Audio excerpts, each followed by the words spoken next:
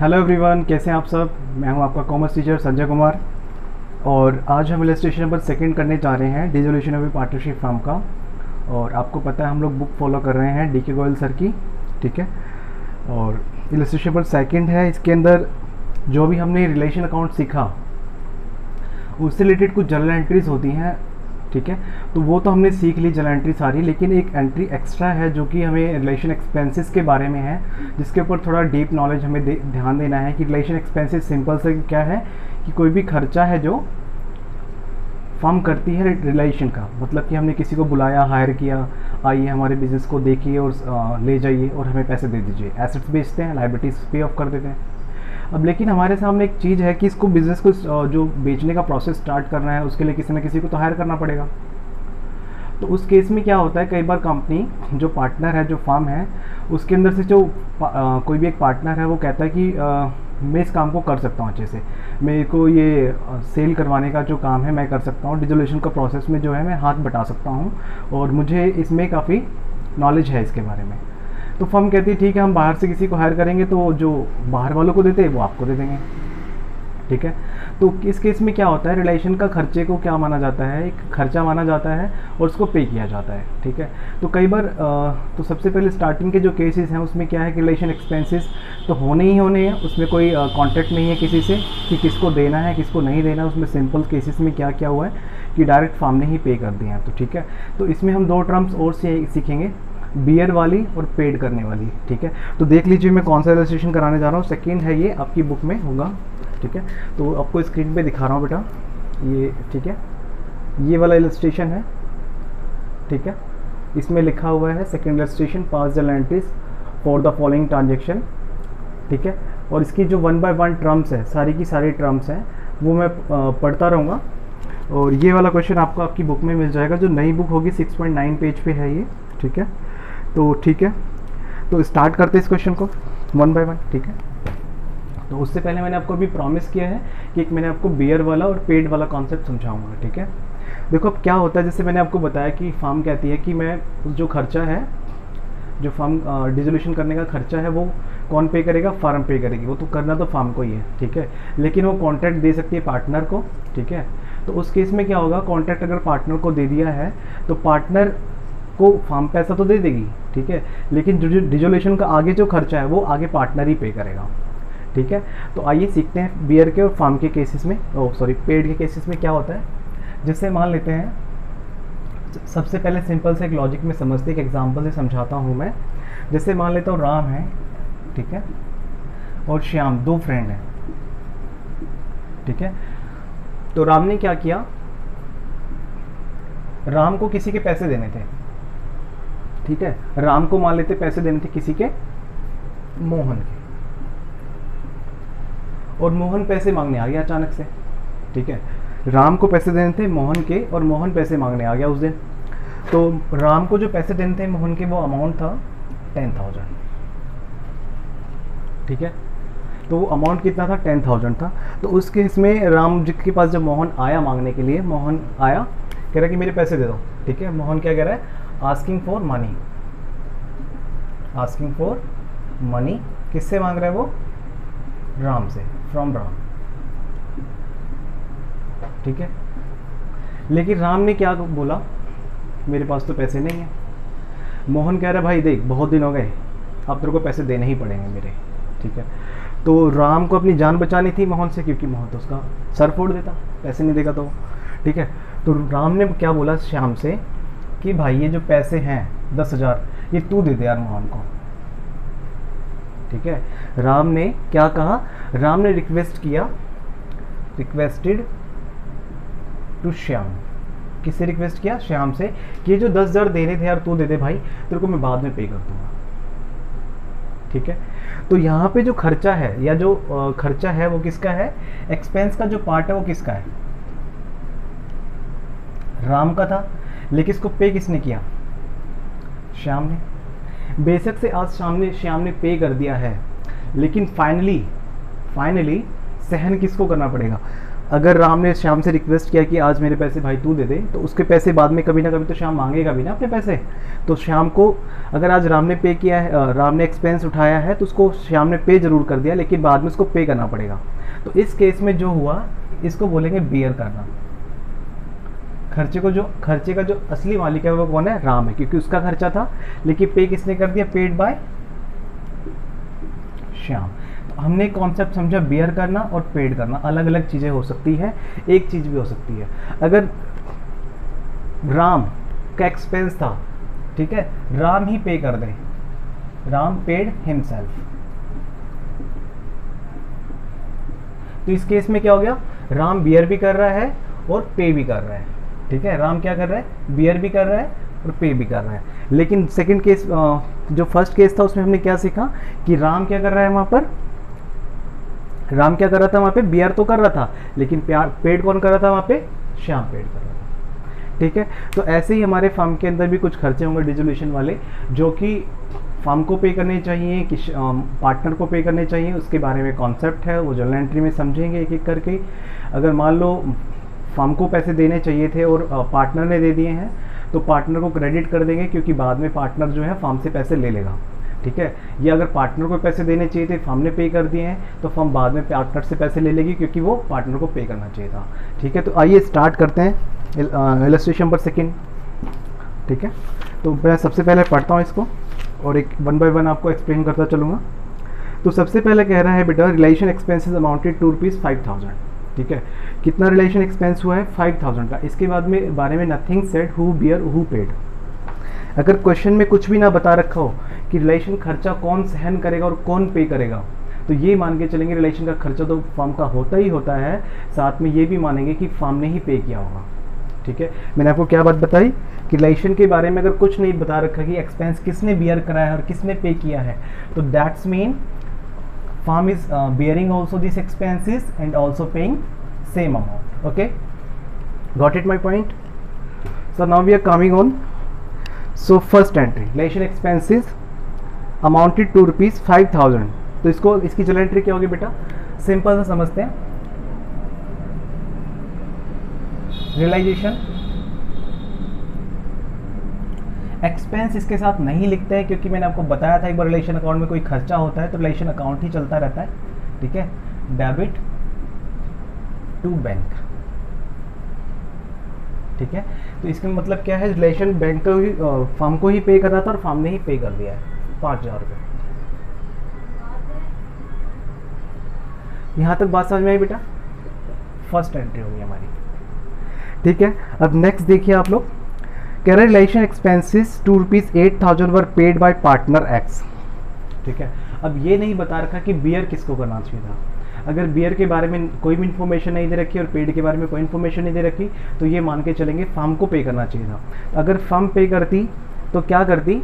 ये वाली same entry होती, relation account debit to bank, क्योंकि बैंक के थ्रू पैसा जाता है, इसका मतलब फर्म पे कर रही है। लेकिन खर्चा तो हुआ है, लेकिन फर्म ने पे नहीं किया, तो दैट्स मीन क्या जर्नल एंट्री होगी? रिलेशन की तो सेम एंट्री होनी ही होनी है, relation expense account debit, sorry expense बार बार बोल देता हूँ मैं, relation account debit to partner, क्योंकि इस वक्त किसने पे किया है? पार्टनर ने पे किया है। पार्टनर्स कैपिटल, अगर किसी पार्टनर का नाम पता है तो वो मेंशन कर देंगे यहाँ पे, और जैसे यहाँ पे 8,000 लिखा हुआ है तो 8,000 पे कर दिया, क्योंकि जो पार्टनर को यहाँ पे क्रेडिट किया गया है, इसका मतलब है कि ये जिम्मेदारी किसकी थी चुकाने की?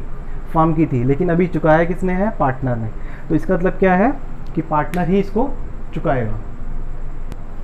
तो जैसे कि इस जर्नल एंट्री में पार्टनर एक्स लिखा हुआ है, तो यहाँ पे टू पार्टनर्स कैपिटल उस केस में लिखा है जब अननोन हो, और अगर पता है तो वहाँ पे हम लिख सकते हैं टू एक्स कैपिटल अकाउंट, ठीक है। ये किस केस में लिखना है? जब अननोन हो पार्टनर। क्वेश्चन में खाली ये बोल रखा है कि पार्टनर ने पे किया, लेकिन ये नहीं बोल रखा है कि किसने पे किया है, ठीक है। और ये किस केस में है? व्हेन नो अबाउट पार्टनर, यानी कि पार्टनर का नाम मेंशन है तो उस केस में पार्टनर का नेम आ जाएगा, अदरवाइज नहीं आएगा, ठीक है। आई होप सो कि आपको समझ में आएगा सेकंड पॉइंट।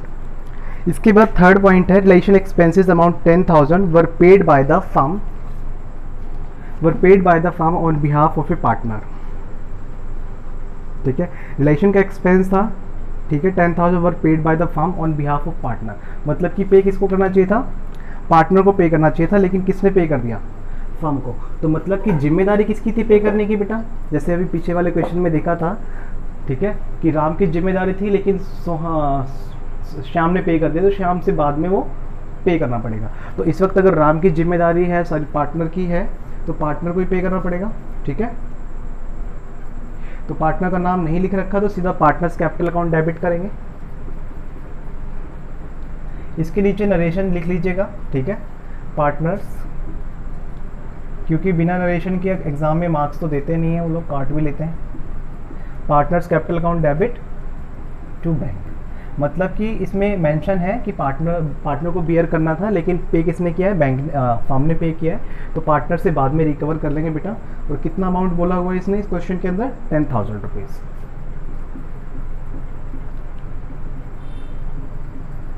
ठीक है, इसके बाद में देखिए फोर्थ एंट्री है, relation expenses amounted to ₹20,000 were paid by firm, ठीक है, 8,000 were to be borne by the firm and balance by Maruti partner. ठीक है, तो देखिए 8,000 रुपये तो फर्म ने पे कर, टोटल खर्चा है 20,000 रुपये का, ठीक है, वर पेड बाय फर्म, टोटल का टोटल खर्चा 20,000 का, 20,000 किसने पे कर दिया, फर्म ने पे कर दिया। जबकि उसमें क्या लिखा है, 8,000 were to be borne by the firm and balance by Maruti partner. मतलब कि जिम्मेदारी देखो, जो 20,000 पे किया है फर्म ने, जैसे 20,000 रुपये अमाउंट है, ठीक है, इसमें से दो लोगों की जिम्मेदारी थी, एक तो फर्म की जिम्मेदारी थी पे करने की, एक पार्टनर की थी। तो पार्टनर फर्म की अगर 8,000 जिम्मेदारी है तो 12,000 पार्टनर की बनी। 12,000 कैसे आए भाई, 20,000 में से 8,000 फर्म की है, ठीक है, तो 12,000 पार्टनर के आ गए, तो पार्टनर को पे करने चाहिए थे, लेकिन यहाँ पे फर्म ने पे कर दिए। तो फर्म की जो जिम्मेदारी थी वो तो हो जाएगा रिलेशन एक्सपेंस अकाउंट डेबिट, और जो पार्टनर के बिहाफ पे किया वो पार्टनर्स कैपिटल अकाउंट डेबिट हो जाएगा और टू बैंक हो जाएगा। समझ में आई आपको मेरी बात। तो यहाँ पे होगा fourth entry, realisation account debit, क्योंकि फर्म की जिम्मेदारी थी 8,000 तो वो तो आना ही पड़ेगा, वो तो लिखना ही पड़ेगा। बाकी पार्टनर की तो पार्टनर ने पे क्यों नहीं किया भाई, उसको पे करना चाहिए था, तो पार्टनर्स कैपिटल अकाउंट डेबिट। इसमें पार्टनर का नाम गिवन है ना, I think, okay, Maruti given है तो मारुति लिखना पड़ेगा यहाँ पे, पार्टनर्स का कैपिटल अकाउंट मत लिखिए, पहले मैंने आपको समझा दिया वहाँ पे कि किस केस में लिखना है, किस केस में नहीं लिखना है। मारुति कैपिटल अकाउंट डेबिट, क्योंकि पे करना था मारुति को, क्यों नहीं पे किया भाई, अब तेरे से पैसे लेगी वापस फर्म, क्यों नहीं लेगी, क्यों नहीं दिया टाइम पे पैसा। अब टोटल बिजनेस के पास से कितना पैसा चला गया, 20,000 रुपये। क्योंकि आप ये समझते हैं जितनी बार पार्टनर्स का कैपिटल अकाउंट डेबिट होता है उतना उसके पार्टनर्स के कैपिटल अकाउंट में डेबिट साइड में लिख देते हैं, जिससे कि उसकी कैपिटल में कमी आ जाती है, ठीक है। इसके बाद में नेक्स्ट एंट्री है फिफ्थ एंट्री। इसमें देखिए क्या कह रहा है कि relation expenses to ₹20,000 were paid by the firm, 8,000 were to be. Okay, मैंने क्या किया, फिफ्थ वाली पहले कर दी है यहाँ पे, ठीक है, आपको सीक्वेंस में थोड़ा आपको आगे पीछे मिलेगा, और फोर्थ वाली आपको पहले करनी चाहिए थी, मैंने फोर्थ वाली मिस कर दी है, तो वो फोर्थ वाली कर देता हूँ एंट्री।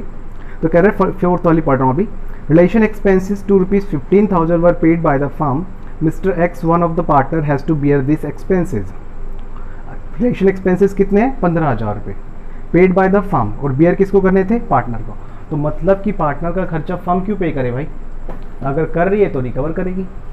तो इस वाली एंट्री के साथ लिख लीजिए 5, और जो अब मैं कराने जा रहा हूँ वो होगी फोर्थ एंट्री, ठीक है, सॉरी फॉर द मिस्टेक, ठीक है। तो यहाँ पे पार्टनर का नाम लिखा है फोर्थ केस में, हाँ लिखा हुआ है, तो पार्टनर को ही बियर करना चाहिए था, पार्टनर से ही हम लोग क्या करेंगे, डेबिट करेंगे। एक्स कैपिटल आपको दिखाई दे रहा है यहाँ तक, अकाउंट डेबिट टू बैंक, ठीक है, 15,000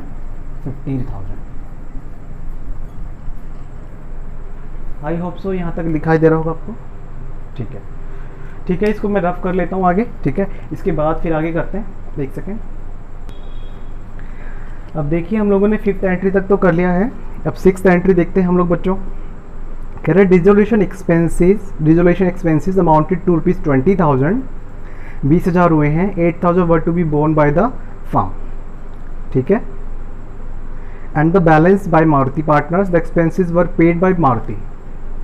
तो मतलब कि देखो टोटल खर्चा कितना हुआ हमारा, डिसोल्यूशन एक्सपेंस कितना हुआ, कह रहा है कि टोटल अमाउंट कितना हुआ है खर्चा, 20,000 रुपये का, ठीक है। अब इसमें से कह रहा है 8,000 were to be borne by the firm, तो फार्म तो कितना खर्चा उठाएगी, सिर्फ 8,000 रुपये। फार्म कितना खर्चा उठाने के लिए कह रही है, सिर्फ 8,000 रुपये, मतलब कि बाकी कौन उठाएगा, और the expenses were paid by the Maruti, ठीक है। तो 12,000 मारुति के खर्चे थे, अगर मारुति खुद पे भी कर देता है तो कोई बड़ी बात तो है नहीं। तो अगर मारुति का खर्चा था, मारुति ने ही पे कर दिया, तो वो वाला पार्ट यहाँ पे नहीं आएगा, ठीक है। कौन सा पार्ट आएगा, जो फर्म को पे करना चाहिए था, और फर्म को यहाँ पे किसने पे कर दिया, मारुति ने। तो इस केस इसलिए इस केस में क्या करेंगे हम, relation account debit,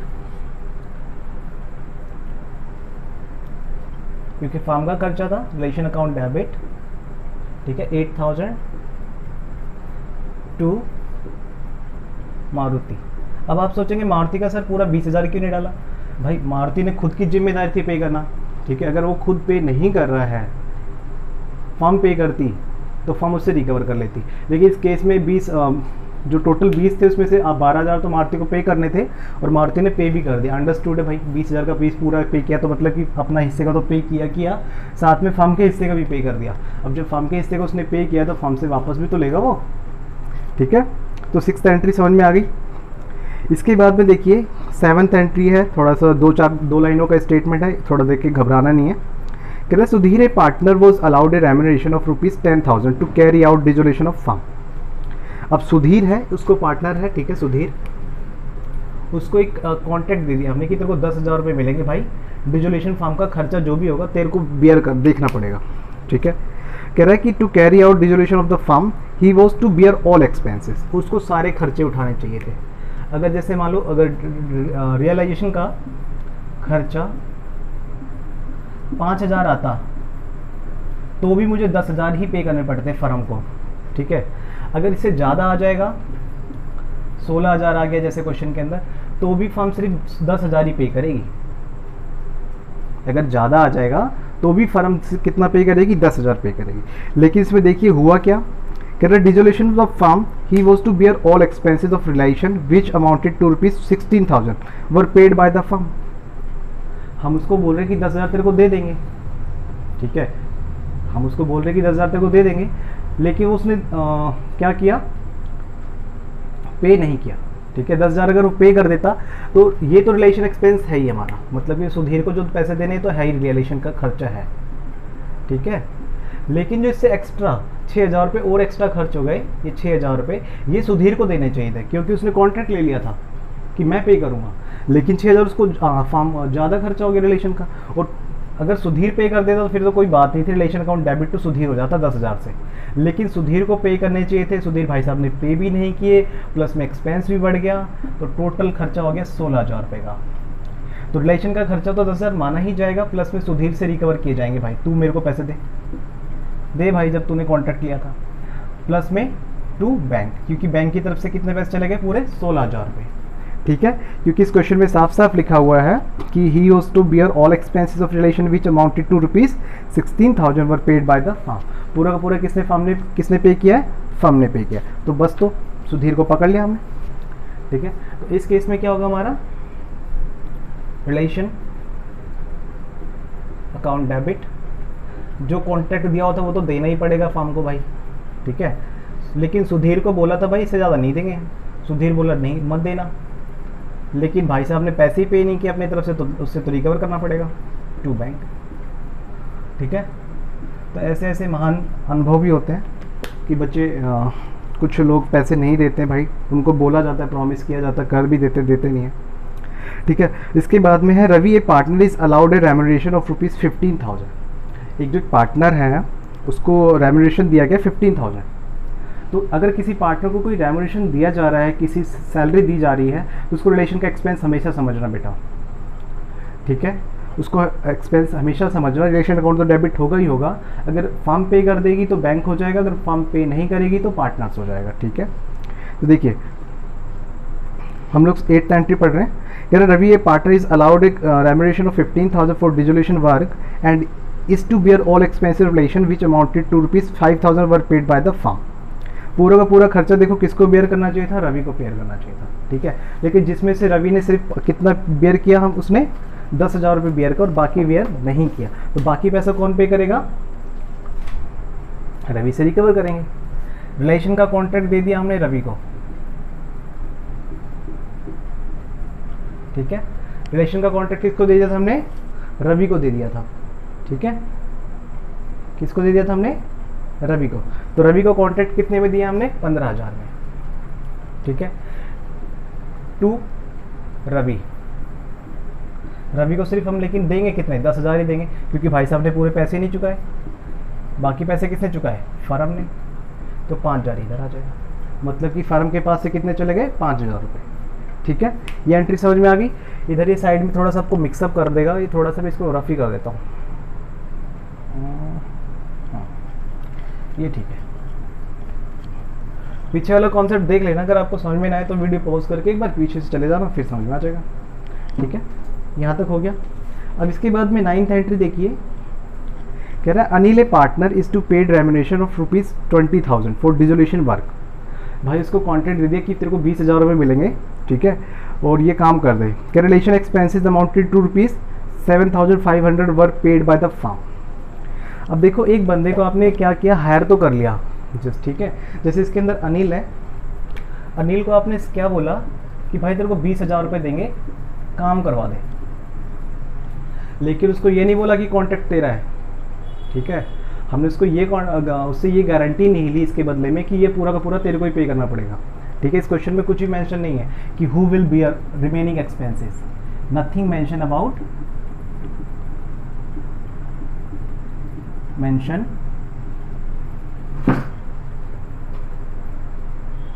nothing said about bear of expenses।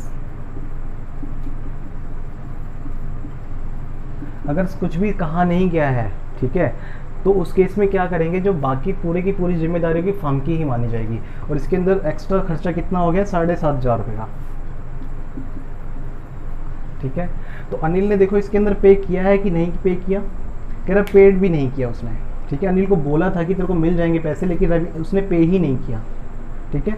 7,500 रुपये किसने पे किए, फर्म ने पे किए। तो अनिल को तो जो रेम्यूनरेशन मिलना था वो तो मिलेगा ही मिलेगा। तो रिलेशन अकाउंट डेबिट,